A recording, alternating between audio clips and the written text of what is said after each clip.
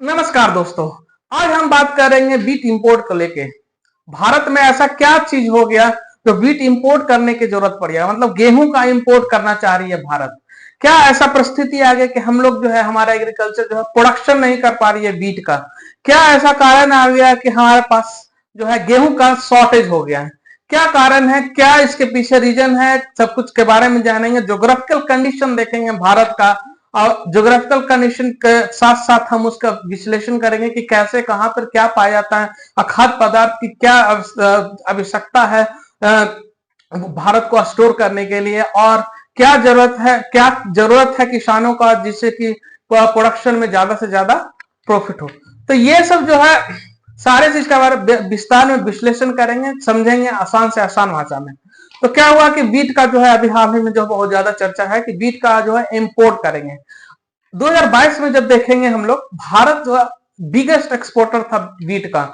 मतलब क्या कि बीट जो है, मतलब गेहूं जो है, भारत जो है पूरे दुनिया को दे रहा था। जब यूक्रेन का जब वार स्टार्ट हुआ था रशिया के साथ, तो रशिया और यूक्रेन का वार के समय में जो बीट का बहुत ज्यादा शॉर्टेज हुआ, रशिया में शॉर्टेज हुआ, यूक्रेन में शॉर्टेज। बोला जाता है कि यूक्रेन जो है लार्जेस्ट प्रोड्यूसर था बीट का, जिसका वजह से पूरे वर्ल्ड पे बीट का जो है, मतलब गेहूं का जो है असर पड़ा प्रोडक्शन में, और एक्सपोर्ट इंपोर्ट में बहुत ज्यादा असर पड़ा। तो उस समय जो है भारत जो है निकल कर बाहर आया, और उसके बाद जितने भी खाद्य वेयर हाउस थे, भारत सरकार जो है हर जगह पूरे भारत में जो है अपना खाद्य पदार्थ के लिए जो है बियर हाउस बना रखे हैं, ताकि जो है उसमें स्टोर किया जाए, इतना स्टोर किया जाए ताकि जो है हमारे जो है इतने बड़े पॉपुलेशन 140 करोड़ पॉपुलेशन को जो है कभी खाद्य पदार्थ का शॉर्टेज ना हो।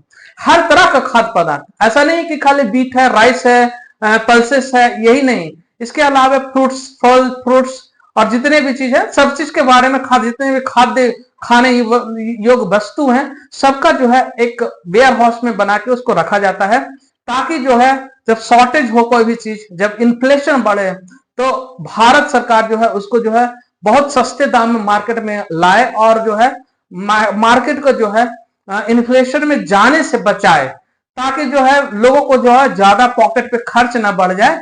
इसके लिए जो है भारत सरकार ये सब जो वेयर हाउस है, जहां पे कलेक्शन हो रहे हैं सारे जो बीट का खाद्य पदार्थ, वहां से जो है सस्ता से सस्ता दाम में बाहर निकले और लोगों तक पहुंचे, ताकि जो है प्राइस ज्यादा न बढ़ जाए, लोगों तक महंगाई न बढ़ जाए, इसलिए जो है इसको स्टोर करके रखा जाता है।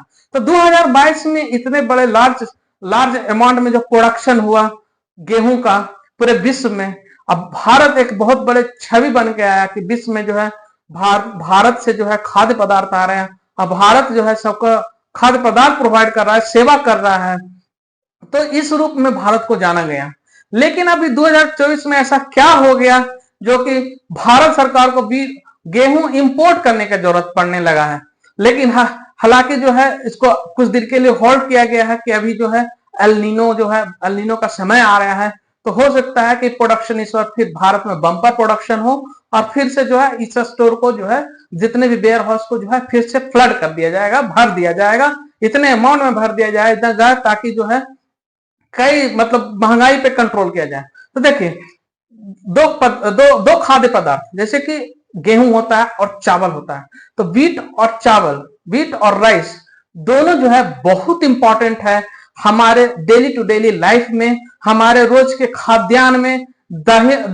चावल और रोटी, चावल और रोटी जो होता है गेहूं से जो बनता है, तो ये दोनों जो है बहुत इंपॉर्टेंट, और पराया दिन में दो बार, एक बार दो बार आपको ये भोजन के थाली में दिख जाएगा पूरे 140 करोड़ की आबादी के बीच में।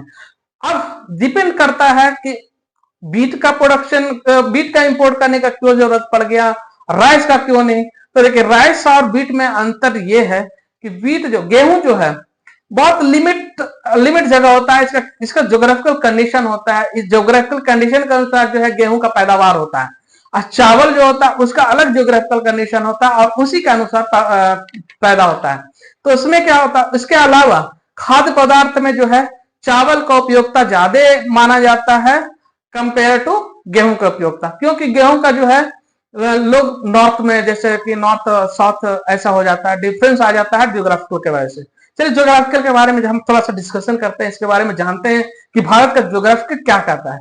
तो देखिए भारत का ज्योग्राफिकल कंडीशन जो है एक बहुत ही यूनिक कंडीशन है, जहां पे जो है हर तरह का पैदावार होता है, हर तरह से, मतलब कि फ्रूट हो रहा है तो हजार तरह का फ्रूट का पैदावार होता है, मसाले हो रहे हैं तो हर तरह का मसाले का प्रोडक्शन हो रहा है और हाई क्वालिटी होता है।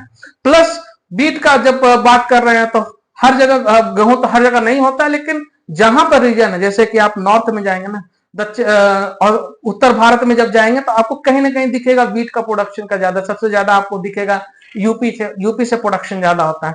लेकिन जब साउथ में आएंगे, मतलब दक्षिण भारत में आएंगे, तो आपको बीट का प्रोडक्शन, जो गेहूं का प्रोडक्शन जो होता है, ये यहाँ पे नहीं, निल हो जाता है, जीरो हो जाता है, जीरो कह सकते हैं, क्योंकि नील के बराबर ही होता है। क्योंकि इधर का जो मौसम है ना, इधर का मौसम जो है समुद्र के वजह से जो है, तीन साइड से जो है समुद्र से घिरा हुआ है दक्षिण भारत। इससे क्या होता है कि कंडीशन जो होता है, फेवरेबल कंडीशन जो होता है, राइस के लिए ज्यादा अच्छा उपयोग माना गया है, पैडी क्रॉप के लिए ज्यादा उपयोग माना गया है इस एरिया को। इसीलिए जो है यहाँ ज्यादा से ज्यादा होता है राइस का प्रोडक्शन, और लार्ज अमाउंट में होता है, मतलब साल में 2 बार 3 बार प्रोडक्शन होता है इस एरिया से। लेकिन जब बीट की बात आता है तो बीट आपका जैसे पंजाब, हरियाणा, उत्तर प्रदेश, कुछ जगह बिहार, आपको राजस्थान, कुछ जगह गुजरात मिल जाएगा, कुछ जगह मद्रास में मध्य प्रदेश मिलेगा। तो ये सब क्या रीजन है, प्रोडक्शन वीट का होता है लेकिन सीजनल होता है, एक ही बार होगा। क्योंकि यहाँ का जो मानसून है बहुत ज्यादा, बारिश के समय बहुत ज्यादा बारिश होता है,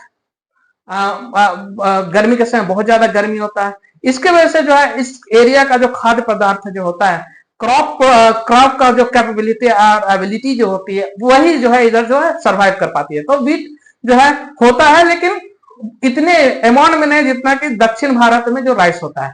तो बीट का जो है 2022 में क्या बोला जाता है, देखिए भारत, पहले ज्योग्राफिकल सीख रहे हैं तो ज्योग्राफिकल जानते हैं, क्योंकि भारत क्या है, नॉर्थ से साउथ, ईस्ट से वेस्ट, मतलब आप जब जाएंगे कश्मीर से कन्याकुमारी तक, तो आपको फ्रूट्स का प्रोडक्शन, मसाले का प्रोडक्शन, वीट का प्रोडक्शन, राइस का प्रोडक्शन, सब आपको जो है अकॉर्डिंग टू द किलोमीटर पे आपको वेरी करेगा। मतलब 100 किलोमीटर जाएंगे तो आपको वीट का प्रोडक्शन चल रहा है, 100 किलोमीटर दूर जाएंगे तो आपको राइस का प्रोडक्शन चल रहा है, तो आप 100 किलोमीटर जाएंगे तो आपका अदर फ्रूट्स का प्रोडक्शन, जैसे हिमालय रीजन में आप जाएंगे तो आपका ज्यादातर हिमाचल प्रदेश, कश्मीर, ये सब रीजन में ज्यादातर आपको मिलेगा कि सेब का खेती हो रहा है, और भी तरह तरह का उधर उस क्लाइमेट कंडीशन को जो फुलफिल कर रहा है उस वो खेती हो रहा है, क्योंकि वहां ठंडे ज्यादा रहते हैं। फिर जब मिडिल भारत में आएंगे तो आपको उसी लाइक, मतलब कि यहाँ पे जो है ज्यादा पथरीला जगह है। इसके अलावा जो है यहाँ का कंडीशन जो होता है, कभी एक्सट्रीम कोल्ड होता है, एक्सट्रीम हॉट होता है, तो इसके वजह से इधर अभी जो है आपको प्रोडक्शन उसी के अनुसार मिलता है। तो खाद्य पदार्थ में क्या होता है कि वीट, जो गेहूं जो होता है, ज्यादातर लोग जो है उत्तर भारत का जो है ज्यादातर लोग पसंद करते हैं वीट खाना, लेकिन वो भी ज्यादा, बहुत ज्यादा नहीं। लेकिन दक्षिण भारत में आएंगे तो यहाँ पर ज्यादातर आपको प्लेट में दिखेगा राइस से बना हुआ, चीजें बने हुए चीजें मिलेंगे, जिसका सेवन किया जाता है। अब प्राय जो है आपको सुबह से शाम तक जो है राइस का जो वस्तु होता है, खाद्य पदार्थ जो होता है, वो ज्यादातर आपको दिखेगा। तो इसीलिए जो वीट का जो खपत होता है दक्षिण भारत में एज कंपेयर टू उत्तर भारत में, तो इसमें क्या होता है कि बहुत ज्यादा कम होता है। तो बीट का, राइस का प्रोडक्शन भी बहुत ज्यादा है इधर से, क्योंकि एरिया बहुत ज्यादा है राइस का प्रोडक्शन होने का, साल में 3 बार होता है, तो इसकी वजह से राइस का कमी नहीं है। लेकिन बीट का कमी होने का कारण क्या हो गया कि जैसे कि भारत सरकार ने जो है सोचा कि अब बीट का प्रोडक्शन हमारे वेयर हाउस में बहुत ज्यादा है, तो वीट का जो है प्राइस ना हाई हो, इसके लिए क्या किया कि जितने भी वेयर हाउस है भारत का, उसको जो है सस्ते दाम में जो है मार्केट में वीट को लॉन्च कर दिया गया, लाया गया। इसके अलावा जो है बहुत ज्यादा एक्सपोर्ट किया गया। तो इसके वजह से क्या हुआ कि वीट का जो प्रोडक्शन, जो वीट का जो वेयर हाउस में जो कलेक्शन होना चाहिए, वीट का गेहूं का जो स्टोर होना चाहिए कि 7.5 मिलियन टन जो है गेहूं का स्टोरेज होना चाहिए, जो वो ना होकर थोड़ा घट गया है, 7.36 और कुछ बताया जा रहा है। तो इसके वजह से क्या हो रहा है ना प्रॉब्लम, कि इतना कम होने की वजह से क्या होगा कि हो सकता है कि खाद्य पदार्थ पे जो है वीट, मतलब गेहूं पे जो है असर दिखे, मतलब बाजार में इसका रेट भाग जाए। लेकिन इसीलिए जो है चाह रही है भारत सरकार कि इसको इंपोर्ट करके जो है इसको मेंटेन करेंगे। मेंटेन करने का 7.5 मिलियन टन जो होता है मेंटेन करना है, लेकिन है उसे थोड़ा सा कम, बहुत ज्यादा कम भी नहीं है, लेकिन उसको मेंटेन करना है। लेकिन यदि उससे ज्यादा होता है तो और अच्छी बात है। बोला जाता है कि ये 10 साल, ये बहुत बड़ा, 16 साल में सबसे कम है ये जो स्टोरेज है यहाँ पे सबसे कम। बोला जाता है कि एक समय था जब हम लोग 16 मिलियन टन जो है गेहूं जो है हमेशा स्टोर रखते थे। अभी का हालात जो है, लेकिन इस पे जो है एक्सपोर्ट कर रहा है कि अभी जो है प्रोडक्शन होने वाला है गेहूं का। तो प्रोडक्शन हो रहा है गेहूं का, अभी समय भी है, फेवरेबल कंडीशन, अल्नीनो आने वाली है, अल्नीनो जैसे मानसून आने वाला है।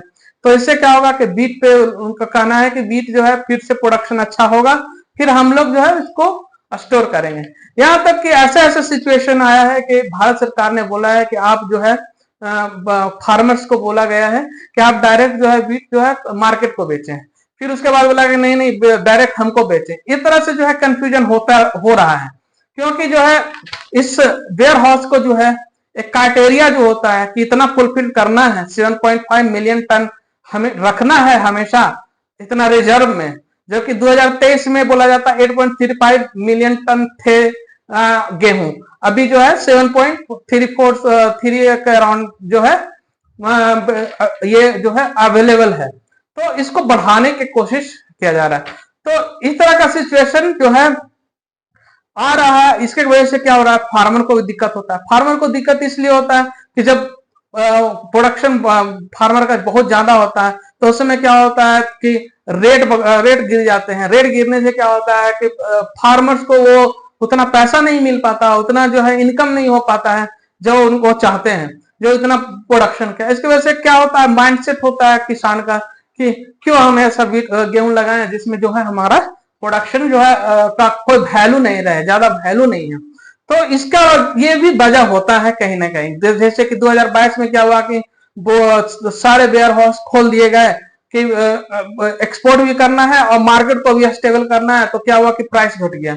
तो प्राइस घट जाने से क्या हुआ कि जो किसान से लिया जाता है गेहूं वो भी लो प्राइस पे लिया गया। तो इससे क्या हुआ कि किसान का कहीं ना कहीं जो है मतभेद आ जाता है। रहा बात एमएसपी देने की बात, तो एमएसपी तो होता है, लेकिन एमएसपी में घोटालेबाजी इतना ज्यादा हो गया है कि क्या होता है ना, देखिए मार्केट में किसान लेके जाता है अपना फसल, तो मार्केट वाले जो एमएसपी को जो ठेकेदार होते हैं वहां बैठे हुए होते हैं, वो सीधे बोल देते हैं कि माल भर गया हमारे यहाँ, गोदाम जो है सरकार का भर गया है, तुम्हारा माल का जरूरत नहीं है, तुम कहीं और लेके जाओ। किसान हतोताश हो जाता है वहां पे, और वो मार्केट में जो है सस्ता रेट में बेचने के लिए मजबूर हो जाता है। और वो सस्ता रेट में जैसे ही वहां बेचता है, वही दलाल जो है, वही जो है कॉन्ट्रैक्टर जो है, जो भारत सरकार का दिया बनाया गया, वो कॉन्ट्रैक्टर उसी सस्ता माल खरीद लेता है वहां से मार्केट से, और उसको जो है उसमें जो है मुनाफा जो है एमएसपी के रूप में जो है गवर्नमेंट से ले लेता है। तो इसमें क्या हो रहा है कि बहुत ज्यादा जो है किसानों को दिक्कत हो रहा है। तो कहीं ना कहीं जो है आदरणीय प्रधानमंत्री हमारे जो नरेंद्र मोदी जी हैं, उन्होंने कहीं ना कहीं जो इसको हल निकाला है, कुछ सॉल्यूशन निकाला है। इसके अलावा बहुत ज्यादा प्रोटेस्ट हुआ है इसके लिए। हरियाणा का और पंजाब का जो किसान है बहुत ज्यादा प्रोटेस्ट उन्होंने किया था इसी मुद्दा को लेके। लेकिन ये चलिए उतना नहीं जाएंगे मुद्दा पे। अभी जो है इंपोर्ट की बात हो रही है, गेहूं के इंपोर्ट की बात। तो गेहूं का इंपोर्ट इसीलिए भारत सरकार जो है चाह रही है कि गेहूं कहीं से इंपोर्ट कर लेते हैं, लेकिन हालांकि जो है मानसून अभी का समय है तो अभी रोका जा रहा है कि यदि हो सकता है बम्पर प्रोडक्शन होना, लेकिन बोला जाता है कि इतना ज्यादा प्रोडक्शन नहीं हो पाएगा।